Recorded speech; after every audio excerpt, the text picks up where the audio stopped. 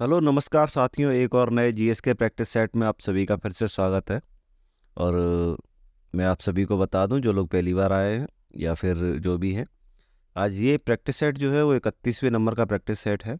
अर्थात इससे पहले हम 30 प्रैक्टिस सेट कर चुके हैं और ये जीएस पर बेस्ड होने वाला है। और फ्री क्लासेस हैं दोस्तों, कोई भी ले सकता है। ऑनलाइन क्लासेस है। Delhi police constable, UP police constable, SSC, GD, MTS, CPO, CGL, किसी भी एग्ज़ाम की अगर आप तैयारी कर रहे हैं तो आप इसे बेझिझक ले सकते हैं। और एकदम फ्री है दोस्तों, कोई भी ले सकता है, कोई बड़ी बात नहीं है। और चलिए आज की क्लास को दोबारा स्टार्ट कर लेते हैं। और एक बार फिर से हम बता दें कि हम टॉप 20 क्वेश्चंस का प्रैक्टिस सेट लेकर आते हैं डेली शाम को 8 बजे। मंडे टू सैटरडे लेकर आते हैं दोस्तों, संडे को क्लासेस बंद रहती हैं। और चलिए क्लास को स्टार्ट कर लेते हैं। प्रश्न नंबर 1 की बात करें तो मूल कर्तव्य संविधान के किस भाग में जोड़े गए हैं? और ये दोस्तों आप देख पा रहे होंगे, सीजीएल का प्रश्न है 2023 का। तो ये लेटेस्ट प्रश्न ही है और एकदम सिंपल प्रश्न है ये। इससे ज़्यादा सिंपल प्रश्न नहीं हो सकता। अगर आपने भाग पढ़े हैं, एक वैसे तो ज़्यादातर लोगों ने पॉलिटी पढ़ी है तो भाग जरूर पढ़े होंगे। तो इसका भाग सी सही है, ऑप्शन नंबर सी, यानी 4A। भाग 4A में मौलिक कर्तव्यों का वर्णन किया गया है। तो वर्तमान में भारतीय संविधान में 25 भाग हैं, मूल संविधान में 22 भाग थे। भाग 3 में मूल अधिकार हैं, भाग 1 में संघ और उसके राज्य क्षेत्र हैं, भाग 2 में नागरिकता है। इन सब की बात हम पहले भी कर चुके हैं। प्रश्न नंबर 2, देश की सुरक्षा करने और आह्वान करने की आवाहन करने की माफ कीजिएगा आह्वान किए जाने पर राष्ट्र की सेवा के लिए तत्पर रहने का उल्लेख डैश के तहत किया गया है। और ये एसएससी जीडी का प्रश्न है दोस्तों, आपने मेरे हिसाब से सुना नहीं होगा ऐसा। मौलिक अधिकार, मौलिक कर्तव्य, संविधान की प्रस्तावना, निर्देशक सिद्धांतों में। तो इसका वर्णन दोस्तों मौलिक कर्तव्यों में किया गया है।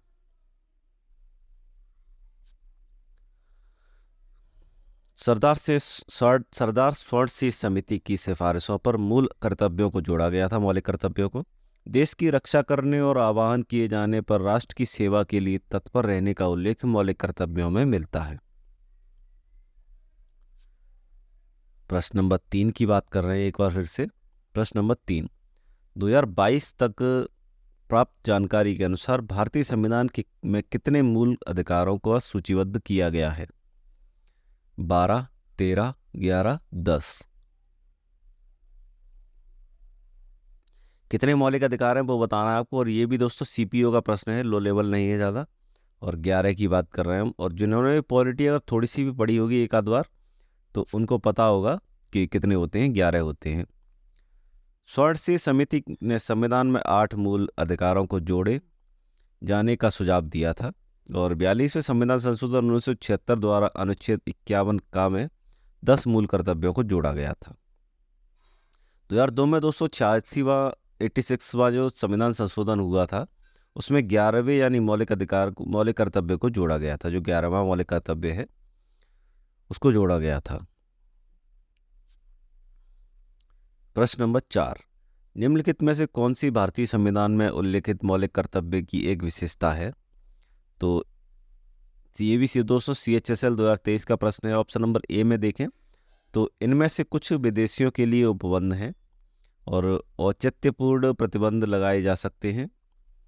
और इनमें से कुछ कानूनी विशेषज्ञता के लिए उपबंध हैं। संविधान इन्हें सीधे लागू करने का प्रावधान नहीं करता है। इसके बारे में दोस्तों मैं पहले भी बता चुका हूँ आपको और मुझे नहीं लगता अब दोबारा भी बताना चाहिए। तो काफ़ी काफ़ी बार बता चुका हूँ एक्चुअली। ये मैंने दोस्तों आपको काफ़ी बार बताया, मौलिक कर्तव्यों को आपको लागू यदि राज्य की इच्छा के ऊपर इन्हें लागू किया जाता है, आप इसे राज्य को लागू करने के लिए बाध्य नहीं कर सकते हैं या आप कोर्ट के थ्रू इसे लागू नहीं करवा सकते हैं, सुप्रीम कोर्ट वगैरह के थ्रू लागू नहीं करवा सकते हैं इसे। संविधान के भाग 4A की बात हो रही तो 51A में कुल 11 मूल कर्तव्यों का उल्लेख किया है। मूल कर्तव्यों का भूतपूर्व सोवियत संघ से के संविधान से लिया गया है। मूल कर्तव्य केवल भारतीय नागरिकों पर लागू होते हैं। संविधान मूल कर्तव्यों का सीधे लागू करने का प्रावधान नहीं करता है। यह राज्य के ऊपर छोड़ा जाता है कि लागू करना है या नहीं करना है।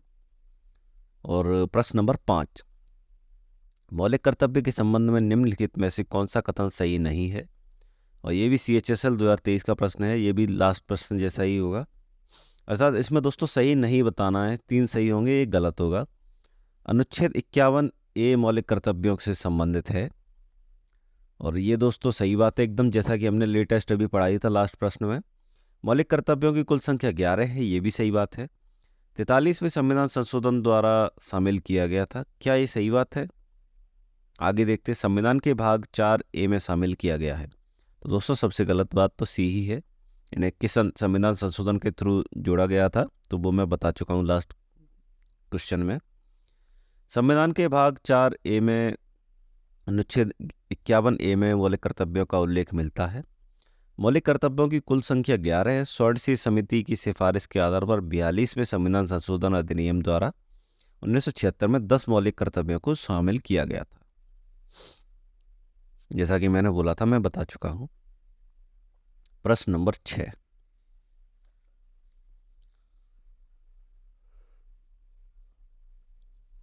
प्रश्न नंबर 6 देखें तो विजयनगर साम्राज्य के संस्थापक निम्नलिखित में से किस वंश के सामंत थे?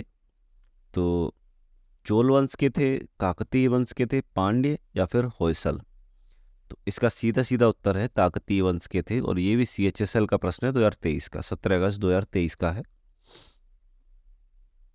विजयनगर साम्राज्य की स्थापना हरिहर और बुक्का नामक 2 भाइयों ने 1936 में की थी, माफ कीजिए 1336 में की थी। हरिहर और बुक्का वारंगल के काकतीय राजवंश के सामंत थे, और इन्होंने इसकी स्थापना की थी 1336 ईस्वी में। प्रश्न नंबर 7, निम्नलिखित में से पांड्यों की राजधानी कौन सी थी? ऐहोल, मदुरै, कावेरीपट्टनम या फिर पुहार? थोड़ा से नए क्वेश्चन है, मदुरै की बात हो रही है, मदुरै इनकी राजधानी थी, और ये भी CHSL 2023 का ही प्रश्न है। पांड्यों की राजधानी मदुरै थी, और कांचीपुरम पल्लवों की राजधानी थी, पुहार चोल की समुद्र तटीय राजधानी थी। पल्लव राजा की बात करें तो नरसेवर्मन प्रथम ने चालुक्य शासक पुलकेशन द्वितीय को पराजित कर वातापी कोंड की स्थापना की उपाधि धारण की थी। तमिलनाडु की स्थिति की बात करें तो सौर मंदिर का निर्माण पल्लव राजा नरसेवर्मन द्वितीय ने कराया था।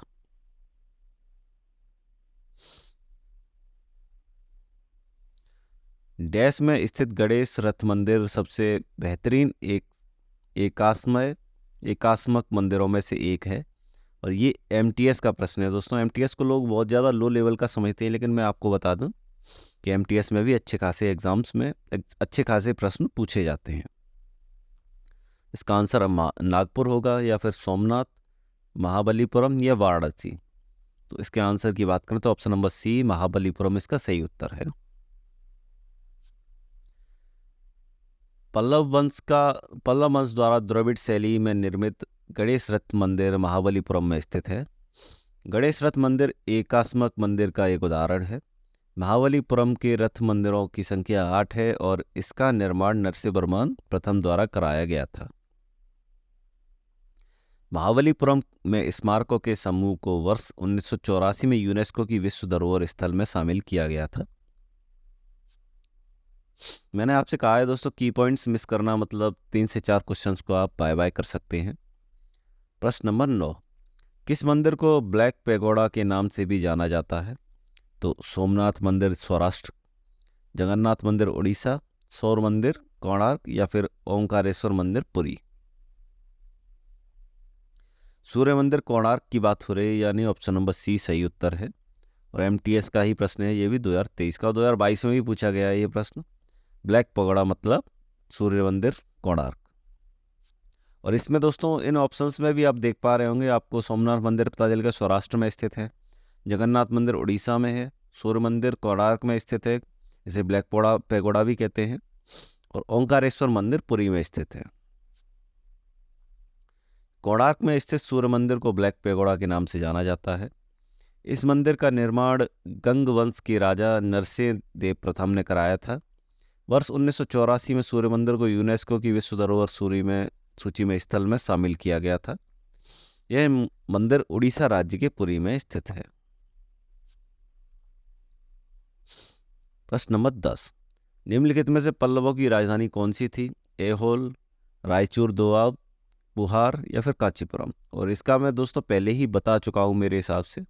अभी लास्ट क्वेश्चन में ही हमने बात की थी, तो कांचीपुरम की बात की थी, जो कि पल्लवों की राजधानी के रूप में प्रसिद्ध है। CHSL 2023 का प्रश्न है ये भी। पल्लवों की राजधानी दोस्तों कांचीपुरम थी। पल्लव वंश की स्थापना से विष्णु ने की थी। इस वंश का अंतिम महत्वपूर्ण शासक जो था अपराजित वर्मन था। कांचीपुरम का कैलाशनाथ मंदिर पल्लव साम्राज्य का उत्कृष्ट रचना है। इस मंदिर का निर्माण नरसिंह वर्मन द्वितीय ने, पल्लव वंश के राजा थे, जो उन्होंने कराया था। और दोस्तों थोड़ा सा आज मेरी तबीयत डाउन है, तो अगर आवाज़ थोड़ी सी गड़बड़ आ रही हो तो प्लीज़ उसे माइंड मत कीजिएगा, थोड़ा कॉम्प्रोमाइज़ कीजिए, जुकाम थोड़ा सा है मुझे आज। चलिए क्लास को आगे बढ़ा लेते हैं। प्रश्न नंबर 11, डैश में रहने वाली भील जनजाति उत्तर और दक्कन के बीच पहाड़ी दर्रों को नियंत्रित करती है। तो पश्चिमी घाट या पूर्वी घाट, दो ऑप्शन है, इनमें से आपको बताना है। और ये SSC GD का प्रश्न है 2023 का। तो इनमें से केवल एक यानी ऑप्शन ए सही है, पश्चिमी घाट की बात हो रही है। भील जनजाति भारत में प्रमुख तौर पर राजस्थान, गुजरात, मध्य प्रदेश, महाराष्ट्र, छत्तीसगढ़ और राज्यों में पाई जाती है। पश्चिमी घाट में रहने वाली भील जनजाति उत्तर और दक्कन के बीच पहाड़ी दर्रों को नियंत्रित करती है।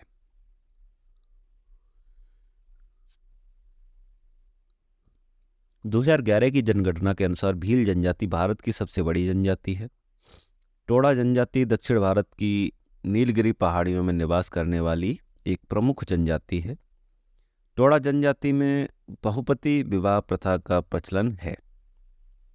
मैंने जैसा कि प्रॉमिस किया, आप सभी से 3 से 4 क्वेश्चन मिलते हैं हर प्रश्न के की पॉइंट्स से। प्रश्न नंबर 12, ज्वालामुखी से निकलकर पृथ्वी की सतह पर फैलने वाले मैग्मा को क्या कहा जाता है? तो ज्वलन खंडस्मी प्रवाह कहते हैं इसे, लावा कहते हैं, प्रबात कहते हैं या फिर राख कहते हैं? इसे क्या कहते हैं एक बार बताइए। इसे कहा जाता है लावा, और ये तो हर कोई जानता ही होगा, लावा कहते हैं जो ज्वालामुखी से निकलता है मेटल या आप उसे तरल पदार्थ भी कह सकते हैं, और वो उसे लावा कहा जाता है। ये कई पदार्थों का मिश्रण होता है। ज्वालामुखी प्रक्रिया में पृथ्वी की आंतरिक परतों में उत्पन्न मैग्मा जब पृथ्वी की आंतरिक परतों को तोड़ते हुए सतह पर पहुंचता है तो उसे लावा कहा जाता है। ज्वालामुखी क्रिया के अंतर्गत लावा के अतिरिक्त गैस, राख व तरल पदार्थ भी पृथ्वी की सतह पर पहुंचते हैं। जैसा कि मैंने बताया, कई चीज़ों का मिश्रण होता है ये। ज्वालामुखी से सबसे अधिक जलवाष्प की बात करें तो H2O निकलती है, सबसे अधिक H2O निकलती है। अर्थात प्रशांत महासागर के हवाई द्वीप पर स्थित मैना लोआ दुनिया का सबसे विशाल सक्रिय ज्वालामुखी है। सक्रिय का मतलब आप समझते होंगे कि ये फटता ही रहता है, मतलब अर्थात अभी भी ये सक्रिय है, निष्क्रिय नहीं। निष्क्रिय का मतलब बंद होता है, जो एकदम शांत हो। और ओलंपस मेंस की बात करें तो मंगल ग्रह पर स्थित है, सौरमंडल का सबसे बड़ा ज्वालामुखी है। आपने सौरमंडल का सबसे बड़ा भी देख लिया और पृथ्वी का सबसे बड़ा भी देख लिया। प्रश्न नंबर 13, तेज गड़गड़ाहट और बिजली के साथ अचानक और लगातार होने वाली बारिश को डैश कहा जाता है? वर्षा ऋतु की शुरुआत, मूसलाधार बारिश, वर्षा ऋतु का अंतराल, वर्षा ऋतु का प्रस्फोट?